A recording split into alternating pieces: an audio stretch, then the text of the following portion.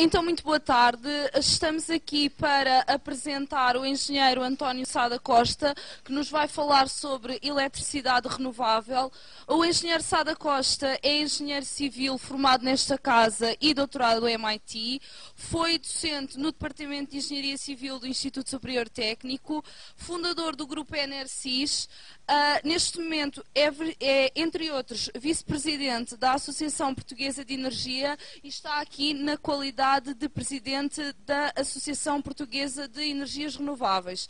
Passo então a palavra ao Sr. Engenheiro António Sada Costa. Muito obrigado, boa tarde. Já me ouviram há bocadinho, portanto agora vou continuar. Quando os vossos colegas me vieram pedir para falar,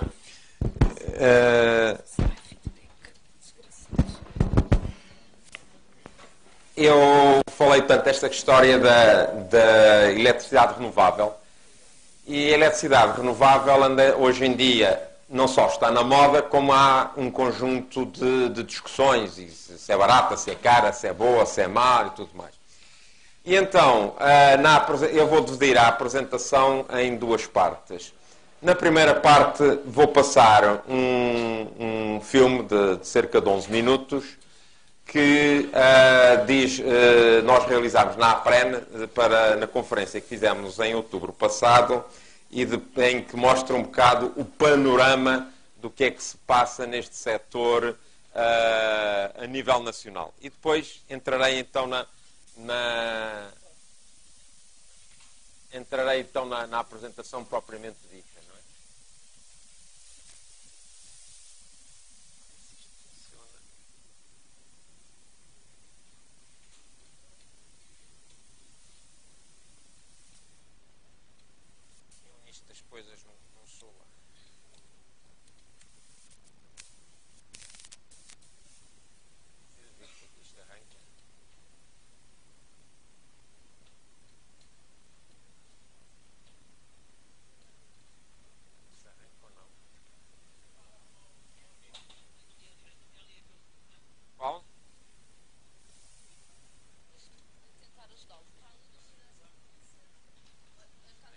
Agora já chegou.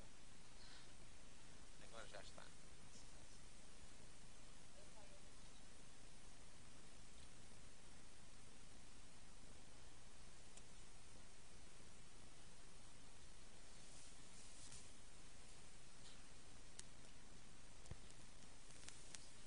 Se houver um som.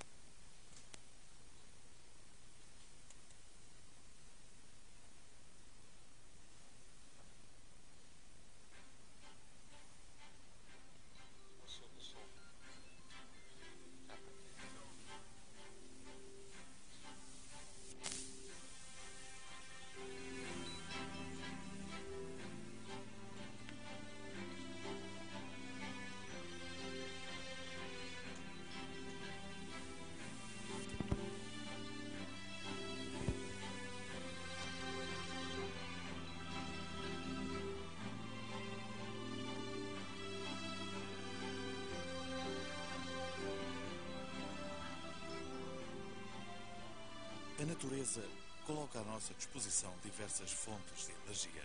Além das fontes fósseis, como o carvão, o petróleo e o gás natural, que além de poluentes são finitas, podem-se também aproveitar fontes de energia renovável, assim designadas por não se esgotarem com a sua utilização.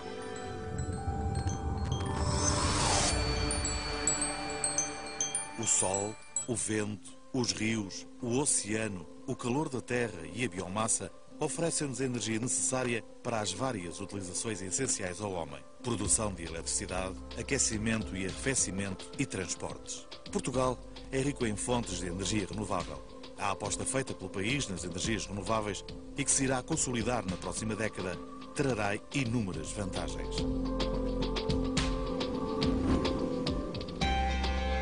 A principal fonte de energia renovável utilizada para a produção de eletricidade é a energia hídrica. No Plano Nacional de Ação para as Energias Renováveis, Prevê-se que até 2020 a capacidade das grandes centrais hídricas aumente significativamente com a execução do Plano Nacional de Barragens. Os pequenos aproveitamentos hídricos verão a sua capacidade ser aumentada em mais de 50%. No total, a energia hídrica representará 1/4 da eletricidade consumida em Portugal em 2020. O aproveitamento da energia eólica é o que mais tem crescido e esta tendência manter-se-á nos próximos 10 anos. De destacar que grande parte da nova capacidade prevista já está atribuída, o que significa que restam apenas aproximadamente 1000 megawatts a serem atribuídos até 2020, incluindo a eólica offshore. Em 2020, a energia eólica será a segunda maior fonte renovável para a produção de eletricidade, praticamente equivalente à hidroelétrica. A utilização da biomassa está limitada à disponibilidade do recurso, o que implica que seja dada atenção à sua gestão adequada, principalmente no que respeita à biomassa residual florestal. O aumento previsto da capacidade instalada até 2020 deve-se às novas centrais dedicadas de biomassa residual florestal e ao aumento da capacidade instalada de queima de biogás. A biomassa será a terceira fonte de energia renovável na produção de eletricidade. A energia solar está a dar os primeiros passos, sendo a fonte de energia renovável com maior potencial de desenvolvimento no futuro, graças à excelente exposição solar de Portugal e ao decréscimo dos seus custos. Em 2020, a potência instalada desta fonte de energia renovável provirá de projetos de mini e microgeração, de centrais fotovoltaicas e de centrais solares de concentração. As fontes de energia renovável com menor expressão são a energia das ondas e a geotermia. A energia das ondas ainda está na fase de investigação e desenvolvimento, mas até 2020 será possível instalar na zona piloto de São Pedro de Moel 250 megawatts, numa aposta nesta tecnologia emergente para a qual Portugal tem um elevado potencial. Pretende-se também aumentar o aproveitamento da geotermia apenas na região dos Açores. Estas duas fontes somadas contribuirão apenas com 1% da eletricidade consumida em Portugal. Em termos globais, nos próximos 10 anos, prevê-se que a percentagem de eletricidade de origem renovável ultrapasse os 60% em 2020.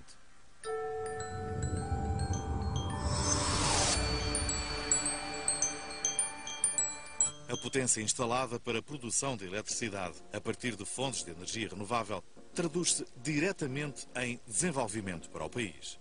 Os clusters de energia eólica formados pelos vencedores das fases A e B do concurso promovido em 2005 são um bom exemplo. Em Viana do Castelo está situado o coração do cluster da ENIOP, que ganhou a fase A, constituído por 5 fábricas, onde são construídos os geradores, as pás, a fibra de vidro, as torres de betão e a unidade de mecatrónica, onde são assemblados os componentes da nacelle. Este complexo, juntamente com mais 7 unidades industriais espalhadas pelo país, corresponde a um investimento total de 220 milhões de euros e emprega 2.100 pessoas, sendo que 60% da fabricação da sua produção se destina à exportação. O consórcio da Ventinvest, vencedor da fase B do concurso, tem o seu complexo industrial repartido por Vagos e Oliveira de Frades, onde se fabricam as pás e assemblam as nacelles, e pela Maia, onde se fabricam geradores, transformadores e demais partes elétricas. Este cluster industrial criou mais de 1.300 postos de trabalho e 60% da fabricação destina-se à exportação. Paralelamente, o setor solar fotovoltaico português apresentou nos últimos 4 anos uma forte dinâmica de crescimento. Em 2008, através do programa Renováveis na Hora, criaram-se as condições para a emergência de mais de 1000 empresas operando no setor, dedicadas à integração e instalação de sistemas. Estima-se que, neste universo, entre 15% a 30% correspondam a novas empresas. O volume de negócios das empresas nacionais ultrapassa os 100 milhões de euros. Estima-se igualmente que o setor seja atualmente responsável pela criação e manutenção de mais de 3.000 postos de trabalho na instalação, comercialização e fabrico. A capacidade anual de fabrico de painéis solares fotovoltaicos ultrapassa já os 100 megawatts pico. Empresas nacionais do setor dos serviços estão também envolvidas no setor das energias renováveis, proporcionando novos negócios e a consolidação de negócios existentes. A investigação e desenvolvimento nesta área é das mais evoluídas do país. Cada vez são formados mais peritos no setor e é criado know-how nacional que também é exportado, juntamente com serviços e equipamentos. O impacto das energias renováveis na economia portuguesa tende a aumentar com o tempo. O estudo desenvolvido pela Deloitte para a APREN mostrou que em 2015 o impacto no PIB nacional, no número de empregos gerados e nos custos evitados com emissões de CO2 e importações de combustíveis será muito significativo.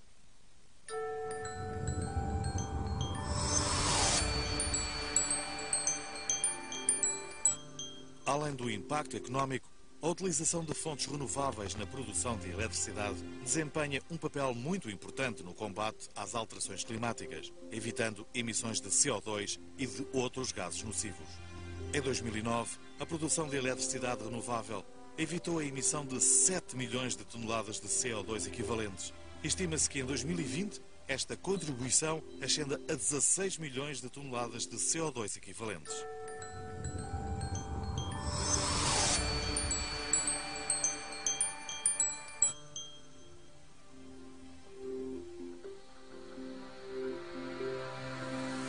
O contexto económico e ambiental mundial está a mudar rapidamente e as energias renováveis farão parte da solução para os desafios do século XXI. Portugal pretende manter-se numa posição de liderança neste setor e, portanto, é essencial começar já a preparar o futuro. No verão de 2010, foi entregue à Comissão Europeia o Plano Nacional de Ação para as Energias Renováveis, que explica como se pretende atingir o objetivo que 31% do consumo final bruto de energia total seja de origem renovável em 2020. O quinto objetivo mais ambicioso da União Europeia. Até lá, há desafios a superar, como a integração de mais energia renovável na rede elétrica, melhorar a regulação do setor energético e agilizar os processos de licenciamento administrativo e ambiental. Já foram também lançados programas de desenvolvimento de novas tecnologias, como a mobilidade elétrica e o do desenvolvimento das redes inteligentes. Mas o maior desafio será ao nível da procura de energia. A prioridade principal da estratégia futura para a energia deverá ser a procura de soluções de eficiência energética que permitam a redução dos consumos e a utilização mais eficiente dos nossos recursos.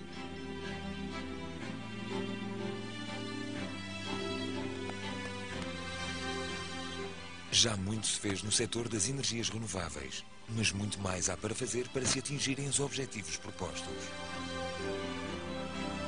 A APREN continuará a trabalhar para que Portugal se mantenha como um exemplo neste setor. A colaboração de todos é necessária e não nos podemos esquecer que a energia renovável garante o futuro.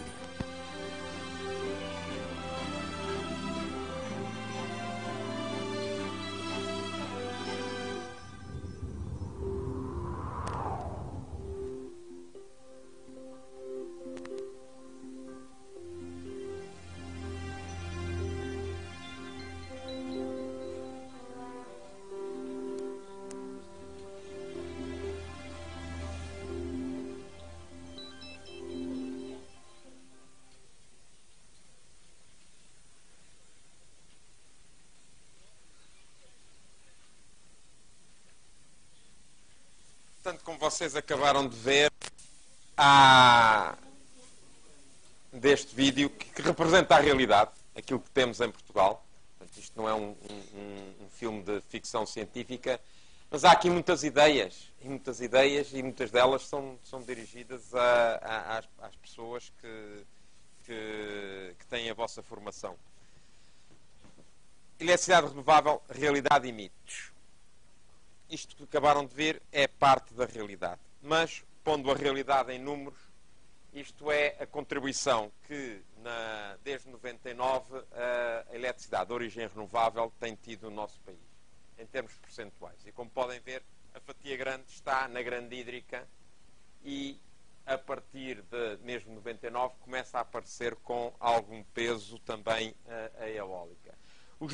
Estes são números oficiais, os números não oficiais para 2010 não estão na mesma representação, mas mostram que em 2010, nós tivemos uma percentagem de 45,6% de eletricidade de origem renovável. Eu relembro que o objetivo fixado pela diretiva para 2010 era 39%. O nosso Primeiro-Ministro, em 2 de janeiro de 2007, voluntariamente subiu esse valor para 45%. Superámos esse 45%. Em termos, sem ser da correção da hidraulicidade, porque nós temos anos secos e anos muito úmidos, e o país não pode ser penalizado por um ano ser muito úmido, ou por ser muito seco, ou beneficiado por ser muito úmido, mas sem fazer essa correção, na realidade, o ano passado tivemos 53,2% de eletricidade de origem renovável, o que é extremamente importante. O que é que vai ser o futuro? O que é que nós pensamos, e isto na linha a negro, de cima, é a evolução do consumo de eletricidade até 2020. O nosso governo disse que, e nós tivemos em 2008, tivemos quase 20% da eletricidade consumida foi importada, em 2009 baixou para quase 10%, e nós quando fizemos este plano, o ano passado foi 5%, quando nós fizemos este plano, o que é que vai ser o futuro, o governo tínhamos uma premissa de base que dizia que queria que o saldo até 2020 fosse reduzido a zero. O saldo, não quer dizer que não haja trocas. Portanto, a maneira mais fácil a engenheiro de fazer um programa é uma linha reta, de para ali. Portanto, o resto é satisfeito com as fontes de energia renováveis que estão aqui todas agregadas. Ora, como o consumo é aquele, o que é que acontece? Acontece que a eletricidade de origem térmica é que vai fazer o fecho para nós termos o consumo.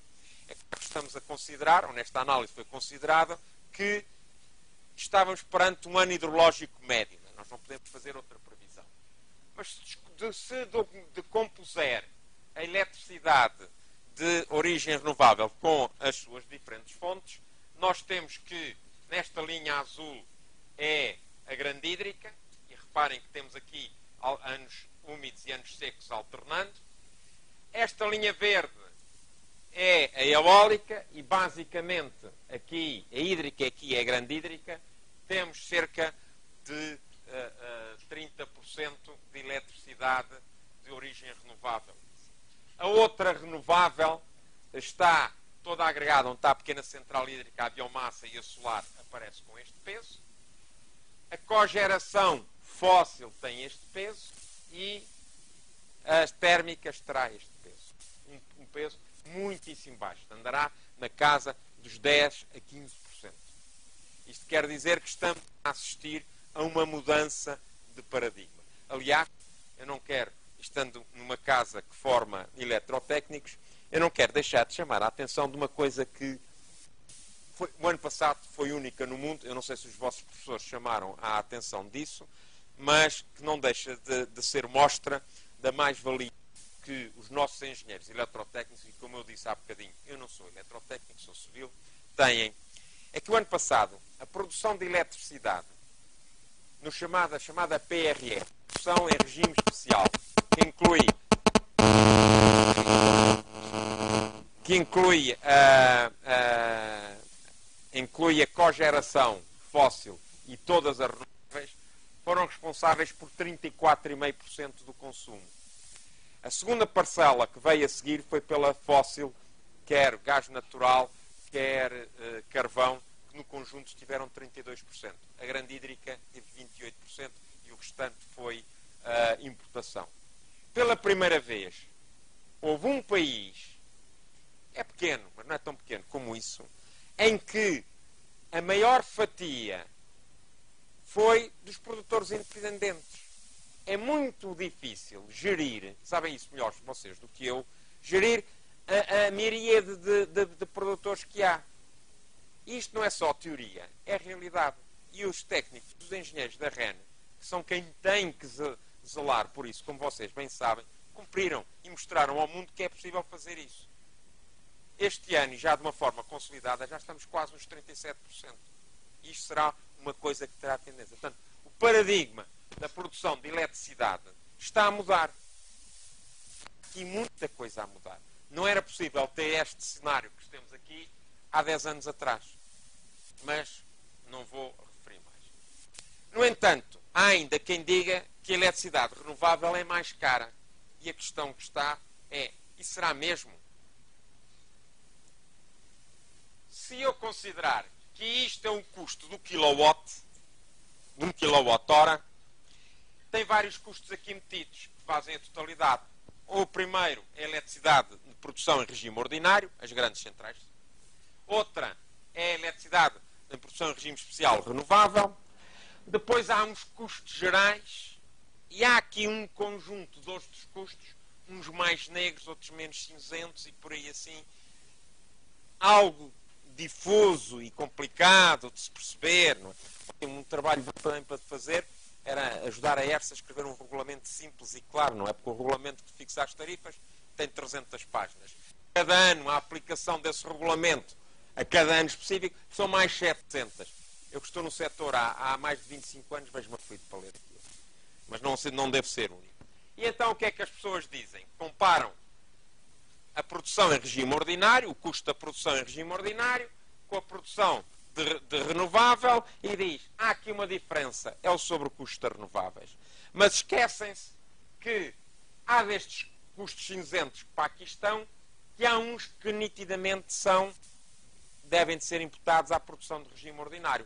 E vou dizer, por exemplo, os CAIs, os contratos de aquisição de energia, os CMECs, os contratos de manutenção de equilíbrio contratual, os custos de funcionamento de filtros das centrais a carvão, etc. E há outros um bocadinho mais difusos, em que pode levar a que o sobrecusto oscile um bocadinho mais acima, um bocadinho mais abaixo, dependendo dos anos. Mas nós sabemos, no futuro, que a eletricidade no regime ordinário, que se for essencialmente térmica, os custos têm tendência a aumentar. Porquê? Não há ganhos significativos na tecnologia, há ganhos ou custos significativos a nível dos combustíveis. Ao passo que nas renováveis, com a sua massificação, os custos unitários vão diminuir e a matéria-prima continua a ser de borla, o sol, o vento, a chuva, achamos nós. E vão continuar a existir custos gerais e vão continuar a existir custos cinzentos. Isso, quando nós começarmos a fazer a comparação no futuro, o que é que existe? Existe um sobrecusto das fósseis. E é para isto que vai tender. Agora, é para o ano? É daqui a 2 anos? É daqui a 5 anos? Não sei. Mas é muito antes de 2020, de certeza. Há outra questão que também é importante ter, porque há comparações que se fazem que não estão corretas. Isto é um esquema que todos vocês são fartos de saber, me conhecem isso melhor do que eu. Tem a produção, depois tem as perdas no transporte e na distribuição, e depois tem o consumo. Ao passo que a maior parte da produção de energia renovável, a maior parte, mas não a totalidade, é injetada diretamente na subestação. E muitas vezes o que é que se faz?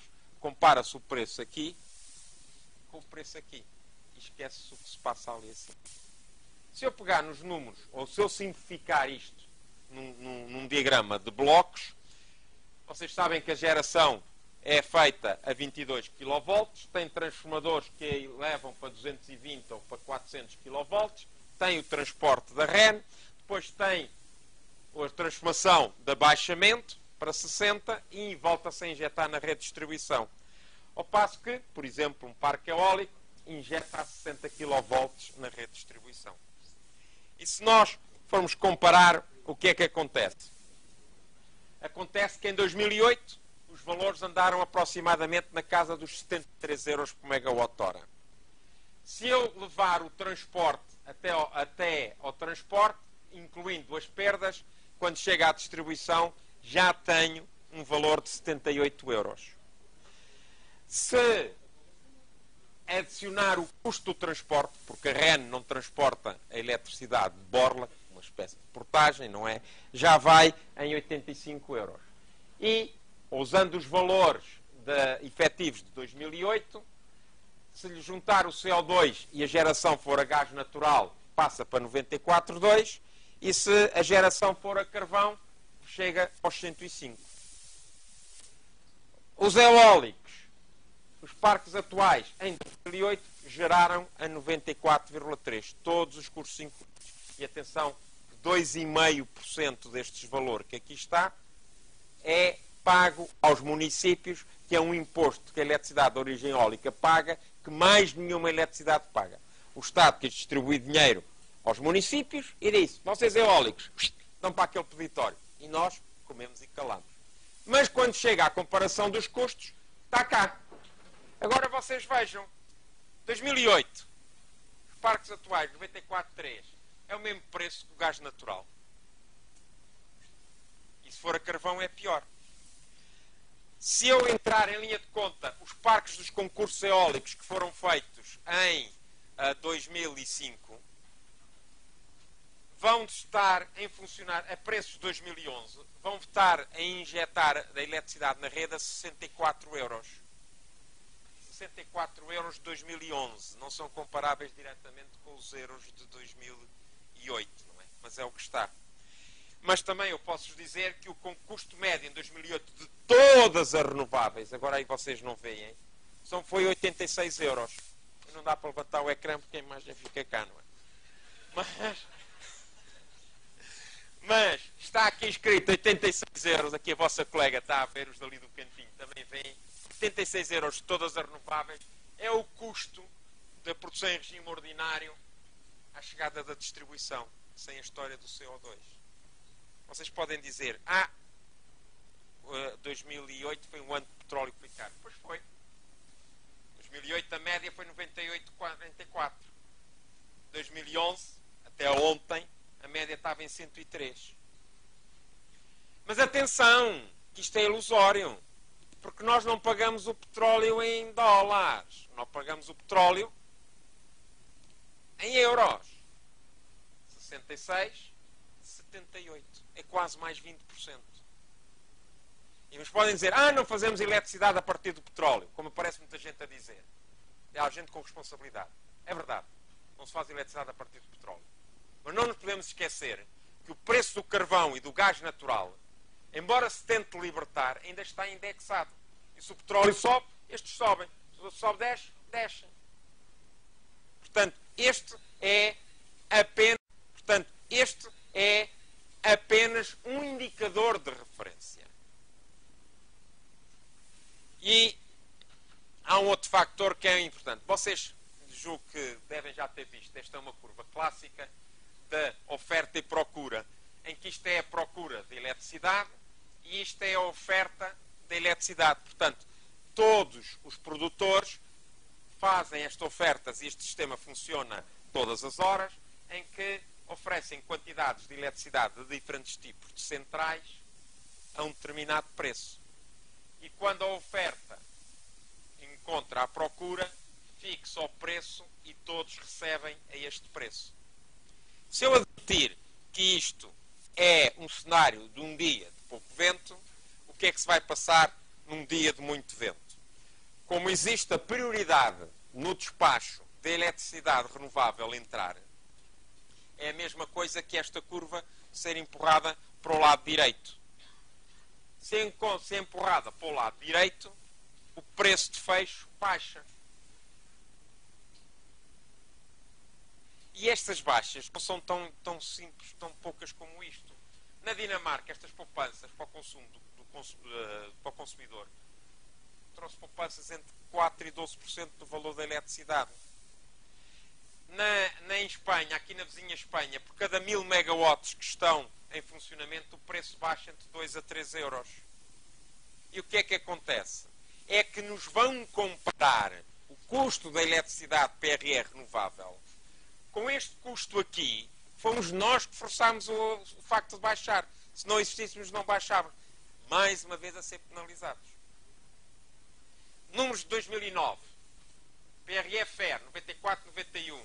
Produção convencional 69-80. Isto são números todos tirados da ERSE. Uma diferença 25-11. A diferença entre as duas. Mas, se nós incorporarmos aqui os custos dos CAIs e dos CMECs, dos contratos de aquisição de energia e de fundos, sobe mais 3,60€ por megawatt-hora. Se pusermos os custos de licenças de emissão de CO2, que em 2009 custou 22,66€ a tonelada, que foi dado de borla, foi um subsídio que foi dado à térmica, este valor sobe mais 7,54 €. Se puser as poupanças de mercados no fecho de mercado das renováveis, que foi aquilo que eu vos disse há pouquinho, são mais 4,60 €. Se eu descontar os 2,5% das rendas dos municípios, que é o tal imposto que nem ninguém paga, tiro aqui 1,30 €. E depois de feitas estas contas todas, a diferença entre os dois, que há bocadinho era 25,11, passou a 8. Números oficiais. Nada na manga. E está por esquecer o quê? Primeiro, as perdas dos transportes, que são 2,57 €. Segundo, a remuneração da REN por transportar a eletricidade, que são mais 6,50 €. Terceiro, os custos de funcionamento dos centrais que têm carvão, o PEGO e Sines, que também é pago por fora. São mais 3 €. Se vocês sabem fazer contas de somar, isto soma 12,07 €. Quem é que é mais barato? Números de 2011, não tenho. 2010, não tenho. Mas tenho aqui 2011. E agora vou-me socorrer de uma apresentação que o Pedro Neves Ferreira, da Direção de Planeamento Energético da EDP, fez há pouco tempo na Ordem dos Engenheiros e teve a amabilidade de me ceder à apresentação e que mostra o seguinte. Diz, eletricidade de Portugal é cara. Clientes residenciais. Olha aqui a curva de Portugal. Olha a curva de Espanha. A da União Europeia é mais baixa. Clientes empresariais. Continua mais baixa. A estatística. Eurostat. Não são dados da EDP. São dados da Eurostat. Depois, crescimento dos preços médios. Portugal, 2,3. Vejam como crescem os outros. A média é 5. Nos residenciais. Nos empresariais. Também estamos aqui. Depois veio o AERS que veio dizer assim, os sobrecustos das PREs para 2011 são 1.214 milhões de euros. E depois tem lá em PRE é renovável mais cogeração. E o pessoal pensa assim, cogeração o que é isso? Não sei o que é tudo renovável. E renovável, aquela que a gente vê é eólica. Estamos a dar aos tipos da eólica 1.214 milhões, os bandidos, roubam. Não sei. E depois vem a ERSE e diz assim, não, eu tenho lá tudo escrito. Pois, mas quem é que vai ler? O Pedro Neves Ferreira foi ler, como fui eu, como foi outros, e diz assim, não, atenção, destes 1.214, há 181 que são reclassificação da cogeração renovável. Uma coisa que vem de trás não tem nada a ver com o ano 2011. Portanto, já só ficam 1.033. Depois diz assim, não, a renovável é só 55%. E a não renovável são 45%. Está melhor. Mas há aqui um ajustamento que são 200 milhões de euros, que são ajustamentos que vêm de trás. Porque isto já aconteceu no passado e como houve diferimento de pagamentos, foi empurrado para a frente. Portanto, isto são coisas que já deviam ter sido pagas e não foram pagas. E aqui estão. E, portanto, temos um valor de 833, dos quais 324 milhões são para não renováveis e 509 milhões são para renováveis. E a fatia grande das renováveis é a eólica, que tem 373 milhões versus 136 milhões, tem a pequena central elétrica, a biomassa, a fotovoltaica, etc. Portanto, vocês reparam que dos 1.214 milhões reduziu-se a, como diz ali assim, a 31%. Está a acabar, sim. E isto é válido para, considerando que o preço, que o regulador considerou um preço político de 46,6 euros o megawatt-hora. Que, para a central de ciclo combinado, números da EDP, perde 15,4. Porque se for um número certo, o valor está mais baixo. E no primeiro semestre de 2008, o valor da eletricidade atingiu média 80 euros e aquilo reduz-se para 158. E destes 158, ou nestes que aqui estão, há 24 milhões que são pagos aos municípios. Depois dizem, mas a eólica é intermitente e precisa de bombagem. Sim, senhor, contas da EDP a 75 euros, a paridade com a central a sítio combinado é para o barril do petróleo a 73 dólares, perdão. Se quiser a bombagem, custa mais 15, tem os pressupostos, é para a paridade de 105 dólares. Vocês sabem, este mês a média da eletricidade está nos 115, portanto, do barril de petróleo. E eles da EDP fizeram uma coisa muitíssimo interessante, que é o seguinte, vem um bocado na linha daquela gráfica da oferta e da procura que eu vos mostrei. É que foi assim, está bem, o sobrecusto é este, porque também a eólica produz 8,5 terawatts-hora. E se não produzisse os 8,5 terawatts-hora? Alguém tinha que a produzir. E então foram ver qual era o efeito que tinha o não existir eletricidade eólica. E chegaram à conclusão que fazia subir o preço de mercado 7 euros por megawatt-hora. 7 euros vezes o consumo estimado de 52 terawatts-hora dá 364 versus 373. Se eu tirar aqui os 24 mil, portanto, versus 350, é o mesmo número. Quer dizer que não há, com os números que na minha ótica estão mal calculados, porque estão calculados sem fazer aqueles custos cinzentos que estão por fora, mas sem isso, a eólica não traz custo nenhum este ano para o consumidor. Mas o importante, agora vocês vejam isto, como é que eu consigo explicar isto durante 20 segundos na televisão ao consumidor que tem só a quarta classe e que está interessado em ver o Porto Benfica ou os morangos com açúcar ou a telenovela que é? Não consigo. E há umas coisas que não estão quantificadas. É que a contribuição das renováveis traz mais-valias para o PIB, traz criação de emprego e traz custos evitados. Que os custos evitados no período de 2005 a 2015 serão de 15 mil milhões de euros. Entre a poupança de evitar licenças de emissão. O ano passado, a PRE renovável, não está contada a grande hídrica. A custos médios do gás natural e do CO2, que foi verificado em 2010, e considerando que a PRE renovável saía e era substituída pelo mesmo mix que tinha sido verificado, 38% de carvão e 62% de gás natural, poupou em importações de combustíveis fósseis, gás natural e carvão, não é petróleo, aos custos médios de mercado de 2010, pelo menos 520 milhões de euros. E as licenças de emissão, 110 milhões. Total, 630 milhões. Qual foram os custos que estão... Dizem eles que deverá andar na casa dos 800 milhões. Isto são as poupanças diretas. Portanto, e volto, e este último slide. É cara, é barata, vocês vejam. Muito obrigado.